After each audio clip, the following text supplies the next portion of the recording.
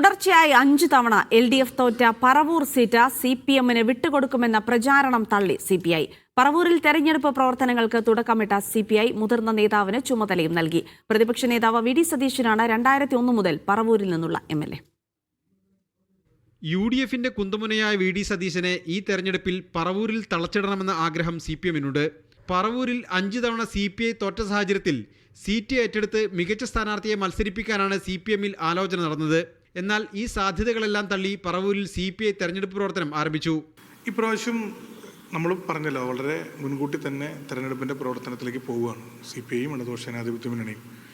അപ്പോൾ ഈ തെരഞ്ഞെടുപ്പിൽ ജയിക്കാൻ വേണ്ടി ഇടതുപക്ഷം പറവൂരിൽ മത്സരിക്കും. മുൻ വർഷങ്ങളിൽ ജയിക്കാൻ വേണ്ടി മത്സരിച്ചില്ല എന്നുള്ളതല്ല, ഇപ്രാവശ്യം ശപഥം ചെയ്ത് എന്ന പോലെ പറവൂരിൽ VD സതീശനെ തളച്ചിടാനുള്ള ആഗ്രഹം തുറന്നു പറയുന്ന CPM സീറ്റ് CPI-യിൽ നിന്നും ഏറ്റെടുക്കാൻ നീക്കമില്ലെന്ന് വിശദീകരിക്കുന്നു.